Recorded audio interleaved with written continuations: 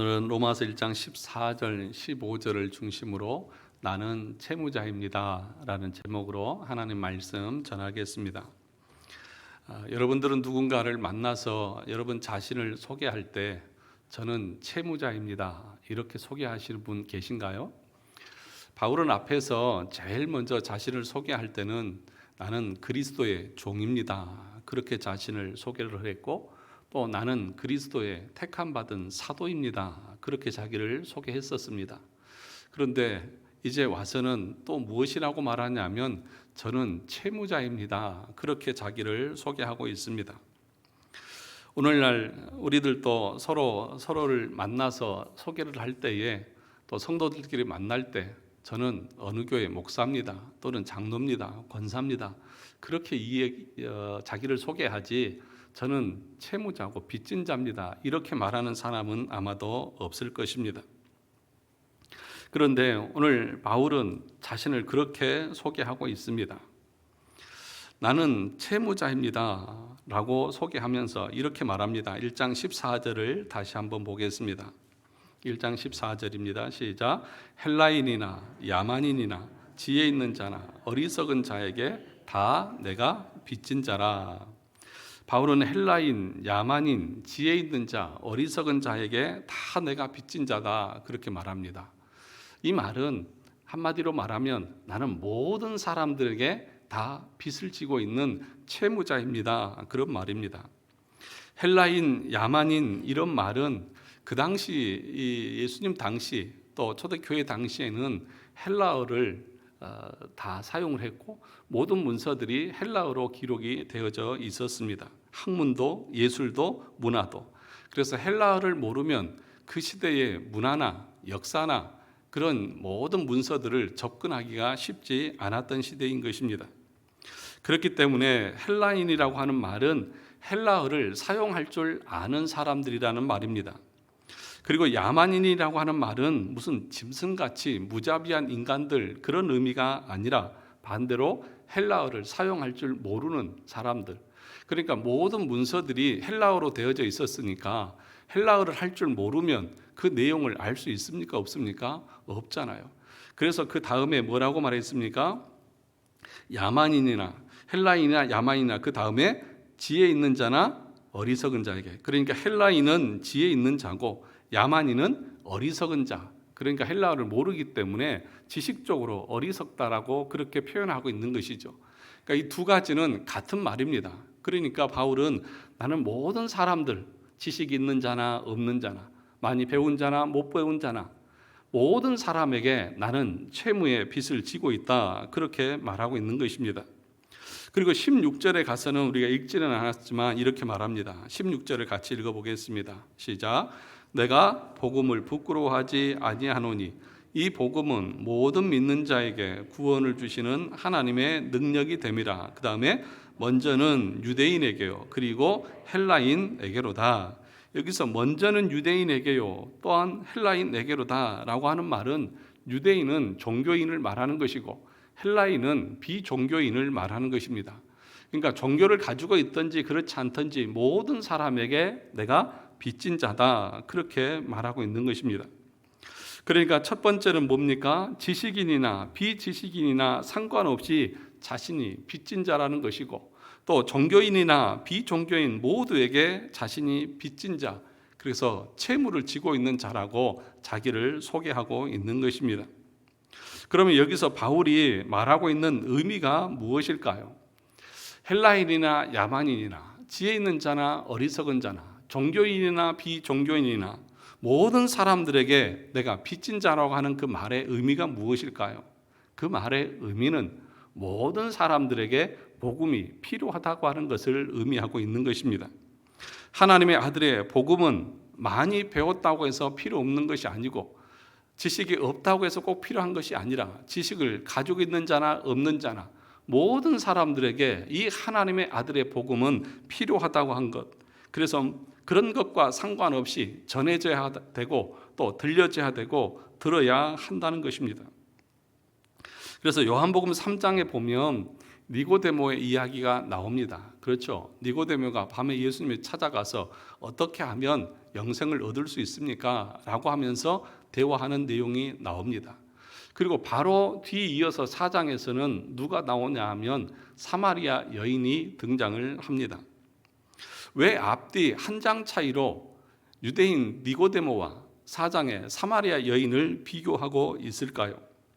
이렇게 편성되고 이렇게 편집된 데에는 의도가 분명히 있습니다.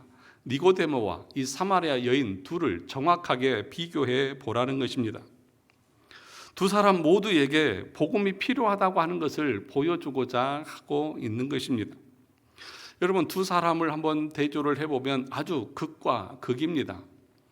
니고데모는 남자죠. 그렇죠? 니고데모는 남자고 사마리아 사람은 여인입니다. 남자와 여자 그 차이를 비교하고 있습니다. 지금은 남자나 여자나 별 차이가 없죠. 그렇지 않습니까? 오히려 요즘에는 여성 상위 시대 그렇죠. 그러나 이 당시만 해도 또 여자들이 어떤 그 권위를 가지게 된 그 지위의 향상도 얼마 되지 않습니다. 예전에는 여자들에게는 투표권도 주지 않았습니다. 우리 조선시대만 해도 남자는 뭐예요? 잘 모르십니까? 조선시대 안 들어서 하늘이고 여자는 땅이다 할 정도로 여자를 그렇게 비하했고 가치 없게 여겼던 시대가 조선시대인데, 그보다 더 먼 시대, 그 예수님 당시에 남자와 여자의 차별은 더했으면 더했지 덜하지 않다는 것입니다.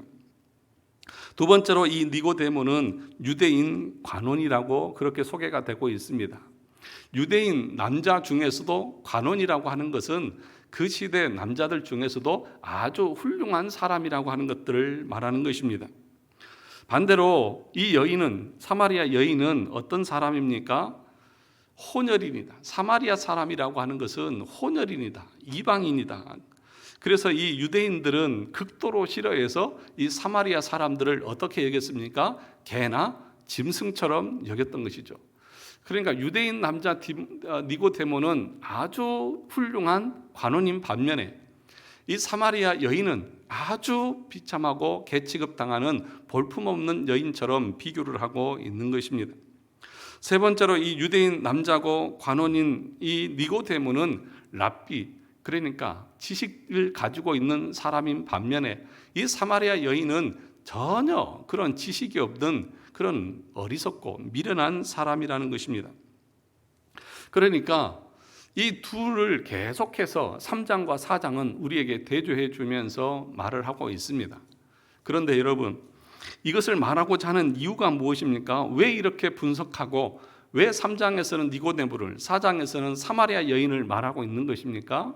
그러니까 지식이 있고 남자고 배웠고 도덕적으로 청결하고 깨끗한 사람에게도 복음이 필요하고, 그런 사람이라고 해서 복음이 필요하지 않는 것이 아니라는 것을 말해주고 있는 것이고, 또 이렇게 사마리아 여인처럼 여자로 비참하게 또는 배우지 못하고 또는 도덕적으로 흠결이 있어서 남자가 5이나 되는 이 여인에게라도 복음은 증거되어져야 되고, 이런 사람이라 할지라도 복음을 통해서 구원 얻을 수 있다고 하는 사실, 다시 말하면 오늘 바울이 말하고 있는 것처럼 나는 헬라인이나 야만인이나 지혜 있는 자나 어리석은 자나 모든 자에게 빚진 자다, 다시 말하면 모든 사람들에게 복음이 필요하다고 하는 사실을 이 요한복음을 통해서도 우리에게 가르쳐주고 있는 것입니다.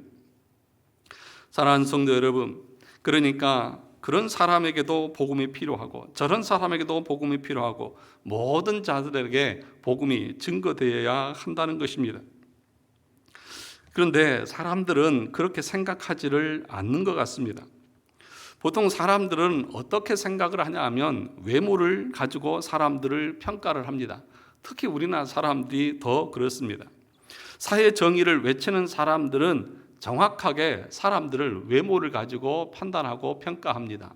그래서 어떻게 말하냐 하면 가난한 자는 선하게 봅니다. 그리고 부자들은 전반적으로 악하게 보는 경향이 있습니다. 그래서 어찌되었든 가난한 자를 돕는 것이 선이다, 그렇게 봅니다.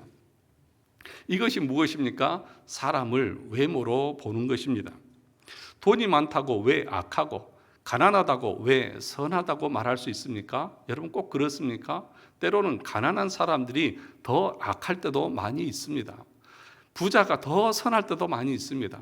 그러므로 여러분, 그런 것을 가지고 사람을 보고 평가하는 것은 외모로 평가하는 것입니다. 그래서 어떤 사람들은 말하기를 이렇게 얘기하는 사람들도 있습니다. 목사님, 전도하기가, 복음 전하기 좋은 기회가 왔습니다. 제 친구에게. 왜요? 제 친구가 사업이 쫄딱 망해서 아마도 이때 가서 복음을 전하면 분명하게 예수를 믿을 것입니다. 무슨 생각을 가지고 있는 거예요? 저 사람이 사업이 잘 나가고 성공하고 잘 될 때에는 복음을 전해도 듣지 않을 것이라고 하는 편견과 외모적인 그런 판단이 있는 것이죠. 사람이 그렇게 어려움에 처해 있고 연약해져 있으면 복음을 잘 받아들일 것이라고 생각하는 것 자체가 뭐예요? 사람을 외모로 평가하는 것이죠. 여러분, 요한복음에 보면 니고데모는 예수님의 말씀을 이해하고 그가 구원의 은혜를 누렸습니까? 그런 내용이 없어요. 오히려 사마리아 여인은 예수를 통하여서 그 메시아를 만나고 동네에 들어가서 내가 메시아를 만났다고 외칠 정도로 그렇게 복음을 받아들였던 것을 우리가 보게 됩니다. 그러니까 여기서 말하고자 하는 것은, 그래, 부자인 똑똑한 니고데모 같은 사람은 복음을 전하기가, 또 그런 사람은 예수 믿기가 어렵고, 이렇게 사마리아 여인처럼 가난하고 못 배우고 볼품없는 사람들은 예수를 잘 믿을 것이다, 이 얘기를 지금 요한복음 3장 4장에서 하고 있는 것일까요? 아니에요. 모든 사람들에게 복음은 필요하다고 하는 것을 말해주고 있다는 것입니다. 그래서 사도행전 10장에 보면 34절 35절에서 베드로 사도가 이렇게 얘기를 합니다. 베드로가 입을 열어 말하되 내가 참으로 하나님은 사람의 외모를 보지 아니하시고, 뭘 보지 않는다고요? 외모를 보지 아니하시고 각 나라 중 하나님을 경외하며 의를 행하는 사람은 다 받으시는 줄 깨달아도다. 하나님께서는 그 사람의 상황과 형편에 따라서 받고 안 받고 하는 것이 아니고, 그 사람이 자기의 형편에 따라서 예수를 믿고 안 믿고 하는 것이 아니라는 것이죠. 그래서 우리가 늘 말씀을 드렸던 것처럼 누가 예수를 믿습니까? 가난한 사람이 믿습니까? 부자가 믿습니까? 하나님께서 창세전에 택한, 예정하고 작정한 영혼들만 믿는 거예요. 그러니까 아무리 가난한 사람이라 할지라도, 그가 택함받은 사람이 아니면 아무리 복음을 전해도 그 사람은 돌아오지 않습니다. 그러나 아무리 부자라 할지라도, 아무리 많이 배운 사람이라 할지라도 그가 택한 자라고 하면 그는 복음을 전할 때 받아들이고 믿는 것이죠. 그러니까 사랑하는 성도 여러분, 우리는 진리를 따라서 살아가고 진리의 말씀에 근거해서 생각하는 것이지, 그 사람의 상황과 환경에 따라서 예수를 믿고 안 믿고 판단하고 결정하는 것이 아니라는 것입니다. 사도행전 1장 8절에서 뭐라고 했습니까? 오직 성령이 너희에게 임하시면 너희가 권능을 받고 예루살렘과 온 유대와 사마리아와 땅끝까지 이르러 뭐가 되라고요? 네, 증인이 되라고 말씀하고 있습니다. 그러니까 유대인들, 종교성을 가지고 있는 사람들에만 복음을 전하는 것이 아니라 저 땅끝까지, 사마리아 사람들에게도 온 세상 가운데도 복음을 전해야 될 책임이 우리에게 있다는 것입니다. 그래서 우리는 부자 나라든지 가난한 나라든지 어느 사람이든지 우리는 복음을 전해야 될 의무와 책임이 있는 것입니다. 그러면 왜 바울은 자신을 가리켜서 채무자다, 빚진 자다, 그렇게 말을 했을까요? 도대체 누구에게 빚을 그렇게 많이 졌기 때문일까요? 그것은 뭘 의미하냐면, 첫째로는 바울은 자신의 그 채무의 의식을 누구에게 가지고 있냐면 하나님께 가지고 있는 것입니다. 누구에게 가지고 있다고요? 하나님께 가지고 있다는 것입니다. 이 채무자라고 하는 그 말의 의미는 두 가지가 있습니다. 첫째는 자신은 하나님께 빚진 자다, 그런 의식을 가지고 있는 것입니다. 바로 누구에게 빚을 진 적이 없습니다. 특히 로마에 있는 사람들에게 복음을 빚을 졌다든지 또는 돈을 빌렸다든지 아니면 그들의 무슨 덕을 입었다든지 한 것이 없어요. 왜요? 한 번도 만난 적도 없고 간 적도 없기 때문에 어떤 도움도 받은 적이 없습니다. 그런데 어떻게 모든 사람들을 향해서 자신이 빚을 졌다고 말할 수 있을까요? 그래서 이 말씀을 곧이곧대로 들어보면 도대체 이해가 가지 않습니다. 당신이 도대체 온 세상 사람들에게 무슨 빚을 그렇게 많이 빌렸니? 무슨 빚을 그렇게 많이 졌니? 라고 질문할 수 있을 것 아니겠습니까?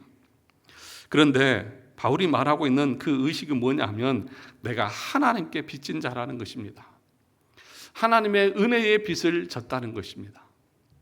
내가 멸망받아 마땅한 죄인인데도 불구하고 하나님께서 나를 사랑하셔서 은혜 주시고 구원하여서 하나님의 자녀 삼아 주신 그 빚이 나에게 있다는 것입니다.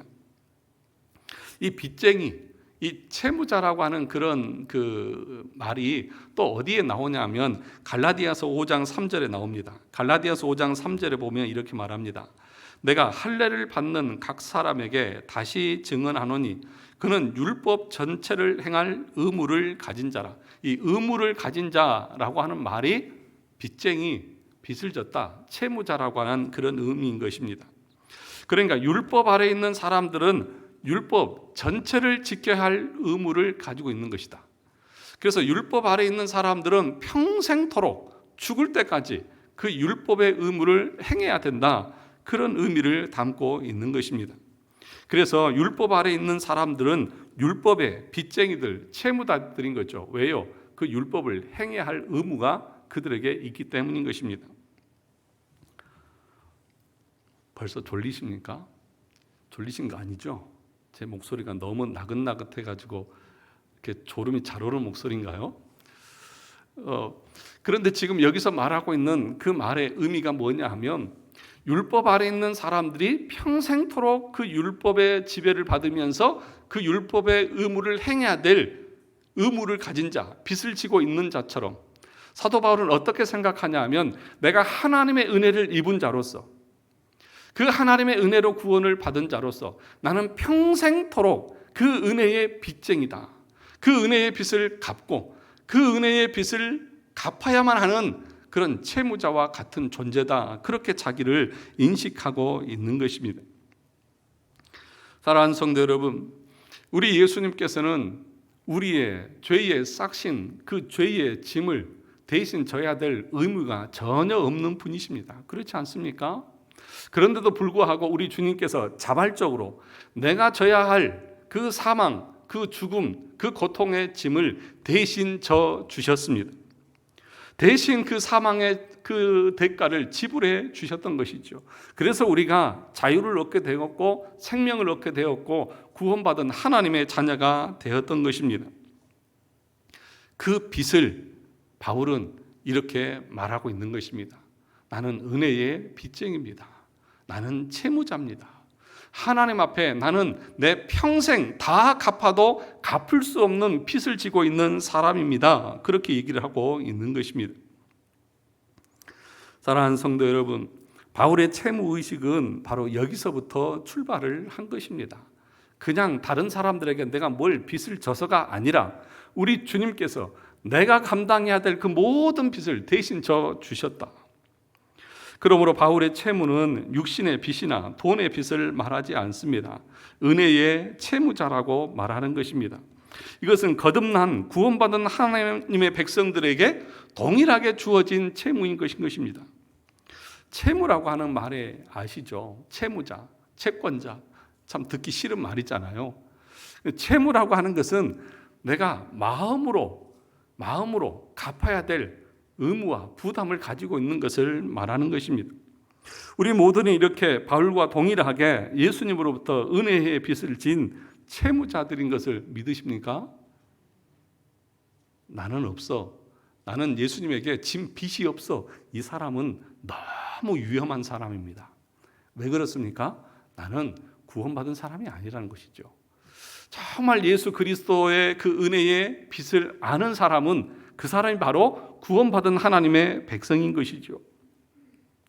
바울은 율법 아래 있는 채무자가 일평생 지속되는 것처럼 은혜 안에 있는 아래에 있는 은혜의 채무자들도 그 은혜를 평생토록 갚아도 다 갚을 수 없는 채무자들이다. 그렇게 자기 자신을 인식하고 있는 것입니다. 그래서 바울이 사도행전 20장 24절에서 뭐라고 했습니까? 나의 달려갈 길과 주 예수께 받은 사명, 곧 하나님의 은혜의 복음을 증거하는 일을 마치려 하면은 나의 생명을 조금도 귀한 것으로 여기지 않는다. 그러니까 바울의 채무의식은 어떤 거예요?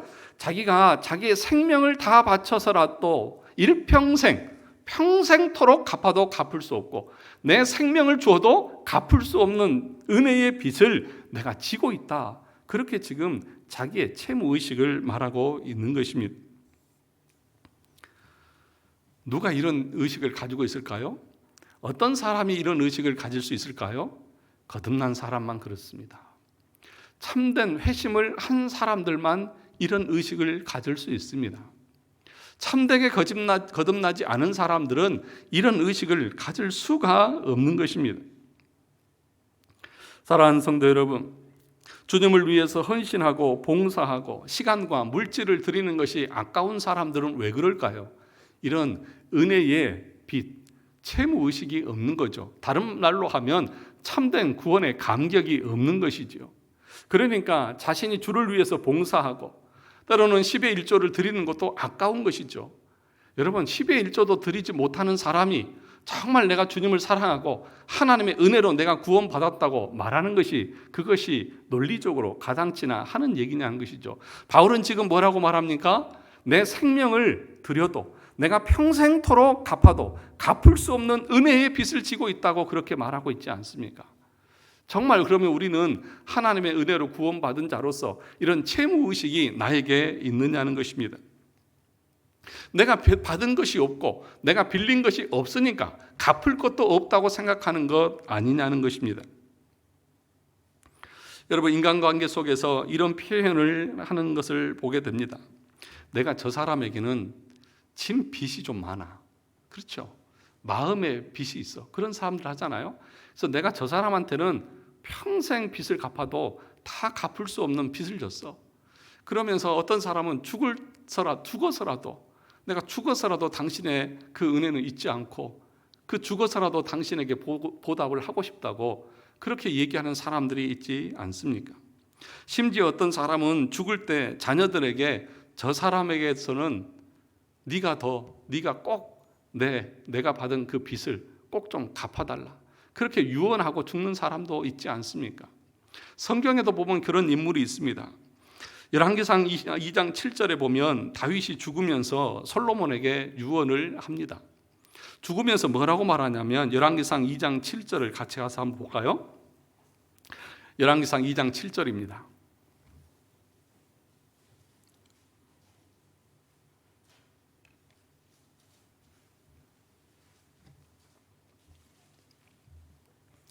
열왕기상 2장 7절 다 찾으셨습니까?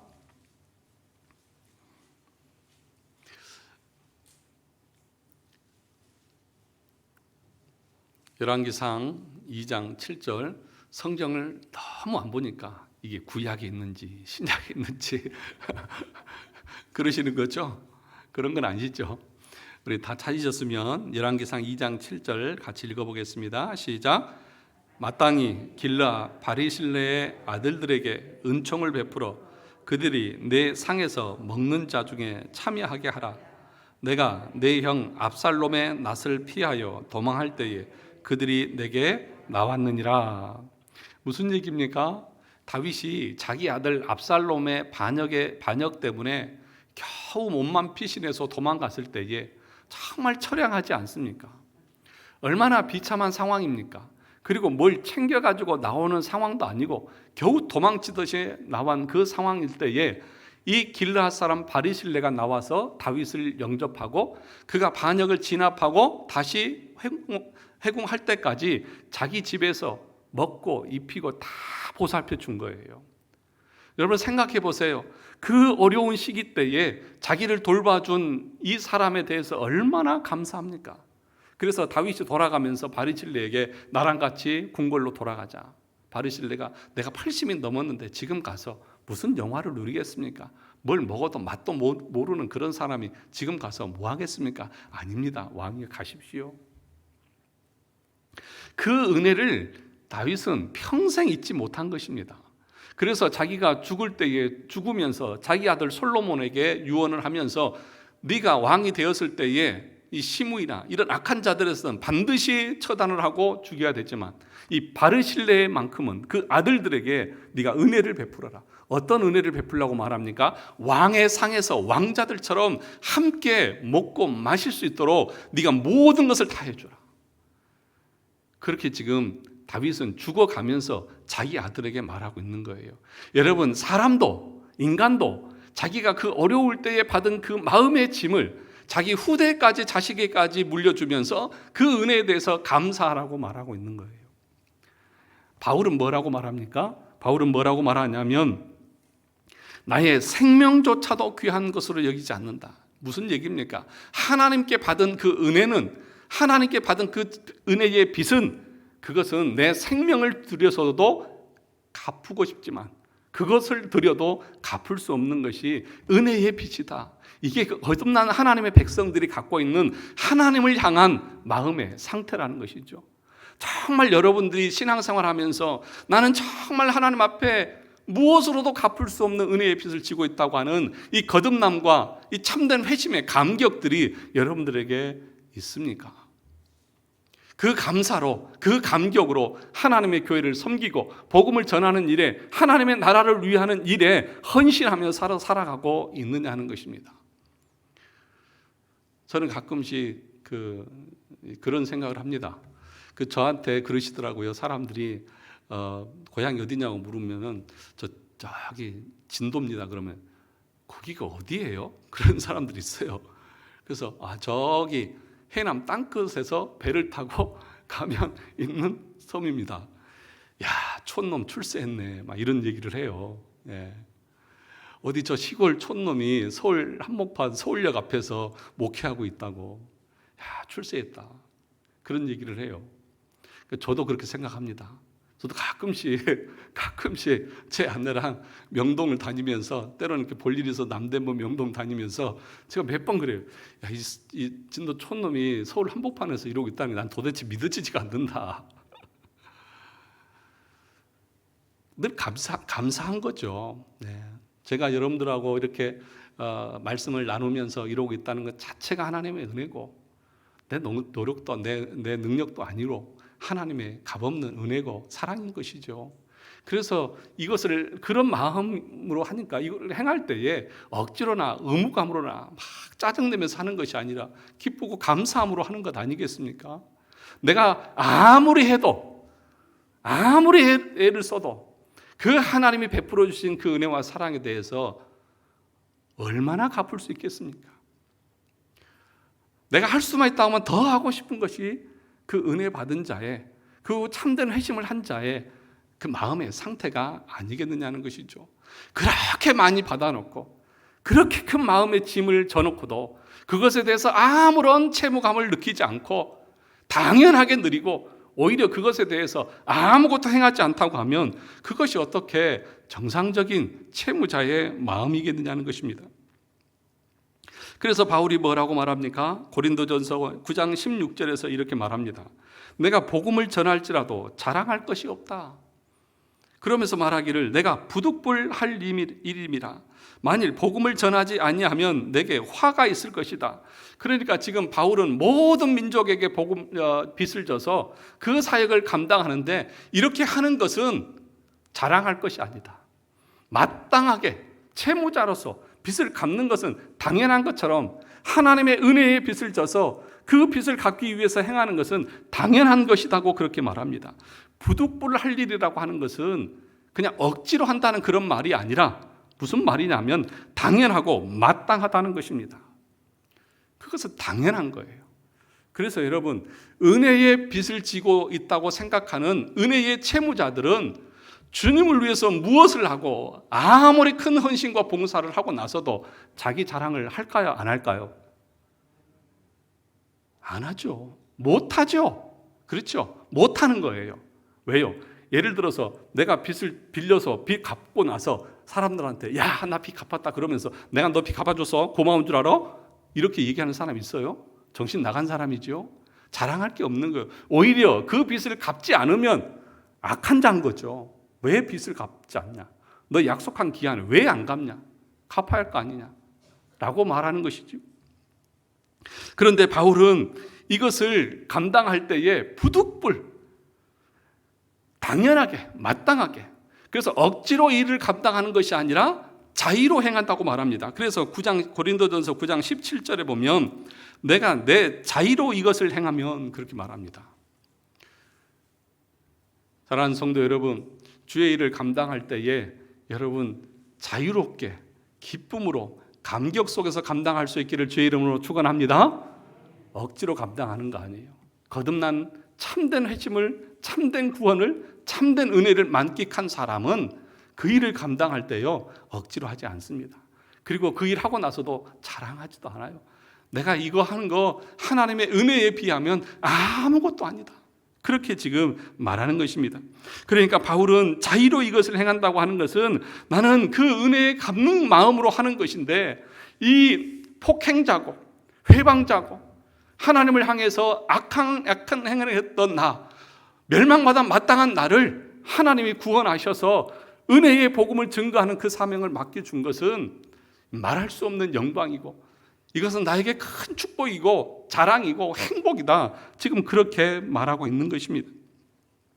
마른 막대기 같고 교회를 박해하던 순식간에 사라질 인생이고 지렁이 맛도 못한 인생, 덧없는 어둠과 같은 인생을 하나님께서 구원하셔서 빛의 사도로 하나님이 삼아주신 것이 이 얼마나 놀라운 사랑이고 은혜냐는 것입니다. 사랑하는 성도 여러분, 그러면서 바울이 하고 있는 말이 무엇입니까? 내가 이것을 행하지 않으면 내게 화가 미칠 것이다. 화가 미칠 것이다. 그러면 바울이 이것을 복음을 전하지 않는 것 때문에 두려워하는 마음에서 그럴까요?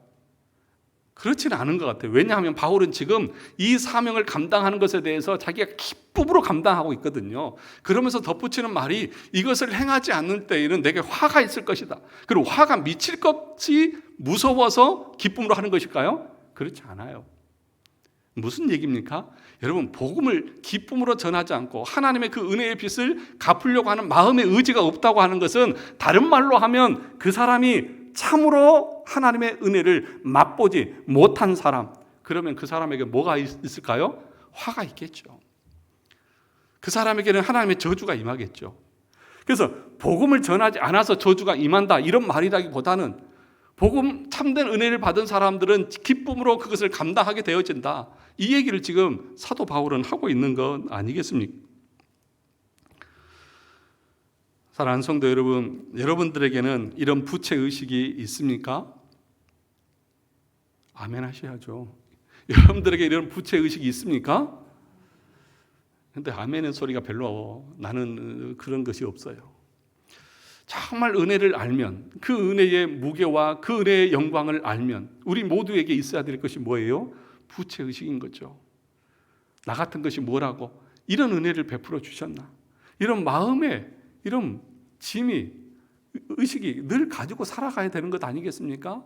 그래서 어떻게든지 기회가 되는 대로, 어떻게든지 때가 되면 내가 이 빚을 갚아야 되겠다, 갚으려고 하는 그 의지와 그 노력들이 있어야 할 것 아니냐는 것입니다. 사랑하는 성도 여러분, 그래서 우리 모두에게는 이런 하나님 앞에 은혜의 채무자라고 하는 의식이 있어야 합니다. 두 번째로는 뭐냐 하면 오늘 본문을 다시 보시면 이렇게 말했죠. 14절에서 헬라인이나 야만인이나 지혜 있는 자나 어리석은 자에게 다 내가 빚진 자다. 하나님 앞에 은혜의 빚을 졌는데, 그러면 바울이 이 은혜의 빚을 질 수 있는 방법이 어떤 방법이 있을까요? 하나님 앞에 무슨 음식을 맛있는 걸 차려드리고 좋은 옷을 사드리고 뭐 할 수 있습니까? 없잖아요.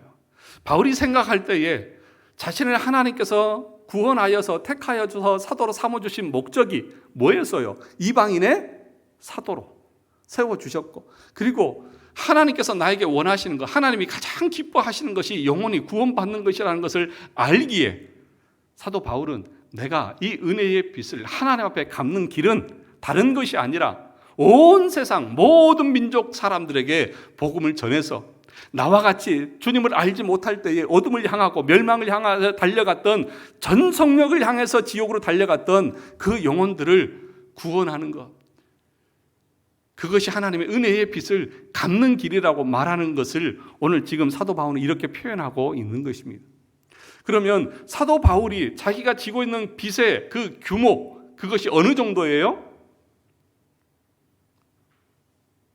무슨 얘기인지 이해 안 가십니까? 여기 본문에 보시면 헬라인이나 야마인이나 지혜 있는 자나 어리석은 자 모든 사람들에게 다 내가 빚진 자라고 하면 사도 바울이 갚아야 할 빚은 모든 사람들, 온 세상 사람들에게 다 빚졌잖아요. 그 빚이 얼마나 어마어마합니까? 여러분들은 은행에 돈 1억만 빌려도 마음에 부담이 있잖아요. 그런데 지금 사도 바울은 뭐라고 말하냐면 내가 모든 사람들에게 다 빚져 있다. 그 빚을 언제 다 갚냐고요.